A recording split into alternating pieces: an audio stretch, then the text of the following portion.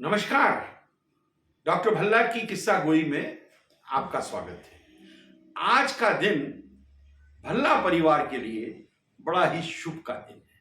क्यों कि आज हमारे पिताश्री श्री ए एल भल्ला का जन्मदिन है। 12 मार्च 1912 में आपका जन्म पेशावर में हुआ था, जहां पे आपके पिताजी मतलब हमारे दादाजी ब्रिटिश रेलवे के बहुत बड़े अफसर थे। पेशावर में जन्म लेने के बाद वहां पे आपने मैट्रिक करी और उसके बाद आपका एडमिशन हुआ गवर्नमेंट कॉलेज लाहौर, जो उस जमाने में भी और आज के जमाने में भी सबसे बड़ा कॉलेज साउथ एशिया में माना जाता था। प्री पार्टीशन हिंदुस्तान में गवर्नमेंट कॉलेज लाहौर में पढ़ना सबसे बड़ी इज्जत की बात होती थी। आज भी पाकिस्तान में वही आलम है। भल्ला साहब की वहां एडमिशन हुई क्योंकि वो पढ़ने में फर्स्ट थे। उनके साथ पढ़ने वालों की लिस्ट बहुत लंबी है, जो बड़े बड़े सेलिब्रिटी हुए, पर उनके बेस्ट फ्रेंड थे पंजाब के एक बहुत रईस परिवार से आए हुए श्री सोमदत्त तिवारी, जिनके साथ उनके इतने घनिष्ठ संबंध थे कि कमाल की बात यह है कि आज 3 पीढ़ियों तक उस परिवार से संबंध जारी।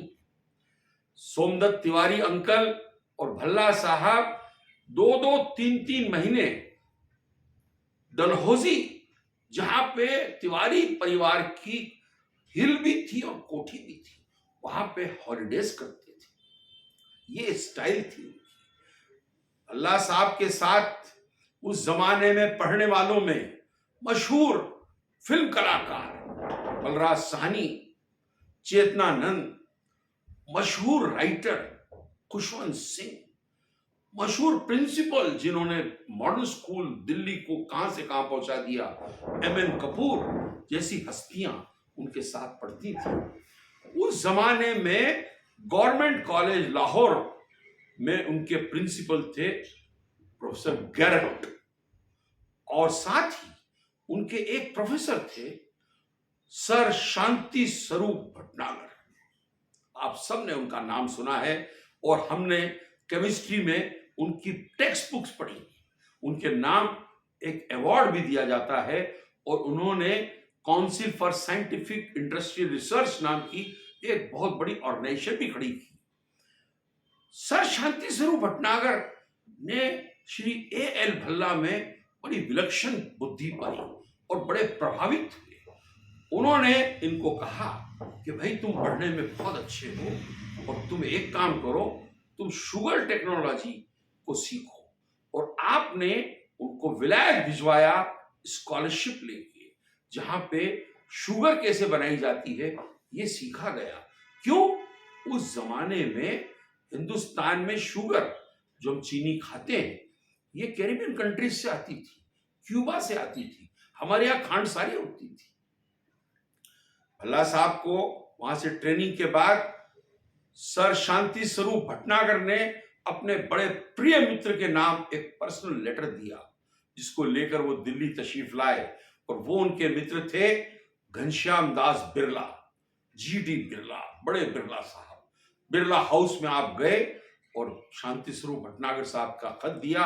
उन्होंने बिरला साहब ने उनकी खातिर की, अपने घर ठहराया और उनको कहा कि जाके बिहार में हसनगंज जगह है, वहां पे जाके एक शुगर मिल खोलिए।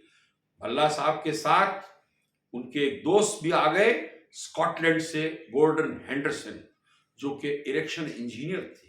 और इस प्रकार भारत में पहली शुगर मिल की स्थापना हुई, जिसका श्रेय काफी हद तक श्री ए एल भल्ला और गॉर्डन हेंडरसन साहब को जाता है, और जिसके पीछे जीडी बिरला साहब और सर शांति स्वरूप भटनागर तो है ही। उनकी ख्याति बढ़ती गई और नवाब जावरा साहब को पता लगा कि एक भल्ला साहब हैं और उनके मित्र हैं गॉर्डन हेंडरसन। उन्होंने उनको जावरा रियासत में 1930 के आसपास दावत दी और जावरा में शुगर मिल खोलने का उनको निमंत्रण दिया गया। इस प्रकार से भल्ला साहब जावरा आके बस गए और उन्होंने वहां शुगर मिल की स्थापना की। भल्ला साहब आदर्श पुरुष थे। हर इंसान को, हर बेटे को, बेटी को अपनी जिंदगी में उसका हीरो उसके पिताजी होते हैं। हमारे पिताजी भी हमारे हीरो थे, पर वैसे विरले पिताजी बहुत कम किस्मत वालों के होते हैं, जो पढ़ाई लिखाई में भी उच्चतम, आदर्शों में भी उच्चतम, ईमानदार और निहायत खूबसूरत, बढ़िया शानदार कपड़े पहनना, शानदार खाना, और उसके अलावा अल्लाह साहब और उनका घर जावरा हाउस में मशहूर था खातिर के लिए। कोई भी उनके घर आता था उसकी खातिर करते थे। साथ ही आपको संगीत का बड़ा प्रेम था।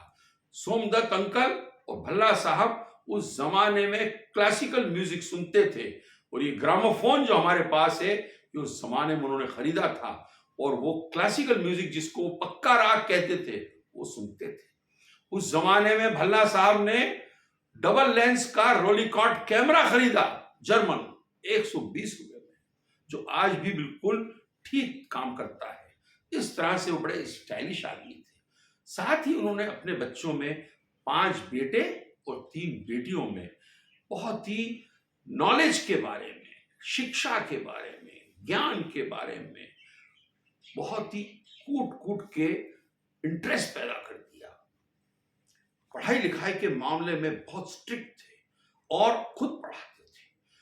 छुट्टियों के दिनों में हर बच्चे को शाम को महाभारत, रामायण, गीता, अरविंदो घोष, ऐसी चीजों को पढ़ना पड़ता था और सुनाना पड़ता था। साथ ही वो पढ़ाई के साथ साथ खेलों को भी, थिएटर को भी, म्यूजिक को भी अपने बच्चों में अलाउ करते थे, पर कंडीशन थी पढ़ाई में नंबर 1 होना चाहिए।